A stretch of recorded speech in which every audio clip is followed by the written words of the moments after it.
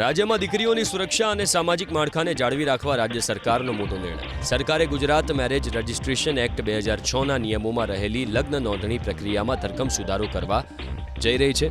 નવા સુધારા હેઠળ હવે લગ્ન નોંધણી પ્રક્રિયામાં માતા પિતાને પણ સામેલ કરવામાં આવ્યા છે. લગ્ન નોંધણીમાં થતા છળકપટને રોકવા માટે લાવવામાં આવેલા આ સુધારા અંગે નાયબ મુખ્યમંત્રી હર્ષ સંઘવીએ વિધાનસભા ગૃહમાં વેદના સાથે જણાવ્યું કે લગ્ન નોંધણી પ્રક્રિયામાં કેટલીક છટકબારીઓને લીધે ગેરઉપયોગ થઈ રહ્યો છે. અસામાજિક તત્વો પોતાની સાચી ઓળખ છુપાવી લાલચ આપી કે છળકપટથી દીકરીઓને પ્રેમજાળમાં ફસાવે છે. પંચમહાલના કંકોડા કોઈ અને નાથકુવા જેવા ગામોમાં જ્યાં એક પણ મુસ્લિમ પરિવાર નથી ત્યાં તલાટી કમ મંત્રીએ સેંકડો નિકાહ સર્ટિફિકેટ ઇસ્યુ કર્યા હતા, જેની ઊંડાણપૂર્વક તપાસ કરીને કડક કાર્યવાહી કરવામાં આવી છે. લગ્નની નોંધણી વખતે હવે માતા પિતાને જાણ કરવામાં આવશે અને તે માટે એક અલગથી પોર્ટલ પણ બનાવવામાં આવશે. નવા નિયમો અંગે નાગરિકો પાસેથી 30 દિવસમાં વાંધા અને સૂચનો મંગાવવામાં આવ્યા છે. એક કમિટીની રચના કરવામાં આવશે. લગ્ન નોંધણીની અરજી બંને પક્ષકારો અને 2 સાક્ષીઓની સહીથી રજૂ કરવાની રહેશે.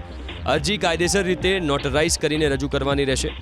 વર વધુ અને સાક્ષીઓના આધાર કાર્ડ, જન્મનું પ્રમાણપત્ર કે શાળા છોડ્યાનું પ્રમાણપત્ર, લગ્નની કંકોત્રી કે આમંત્રણ પત્રિકા આપવાની રહેશે. લગ્ન વિધિ દર્શાવતો લગ્ન સમયનો ફોટો અને અરજી સાથે વરવધુએ માતા પિતાને આ લગ્ન બાબતે જાણ કરેલ છે કે કેમ તે અંગેનું ડિક્લેરેશન પણ આપવાનું રહેશે. જ્યારે વરવધુના માતા પિતાએ પણ આધાર કાર્ડ, સરનામું, મોબાઈલ નંબર સહિતના દસ્તાવેજો રજૂ કરવાના રહેશે. આસિસ્ટન્ટ રજિસ્ટ્રારે 10 દિવસની અંદર વરવધુના માતા પિતાને જાણ કરાશે.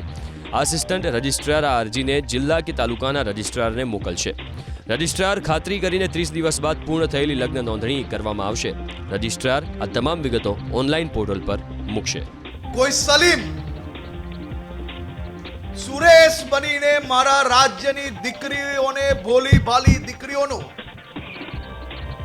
જીવન બરબાદ કરવાની કોશિશ કરશે તો એક લોકોને શોધીને એનો હિસાબ કરવામાં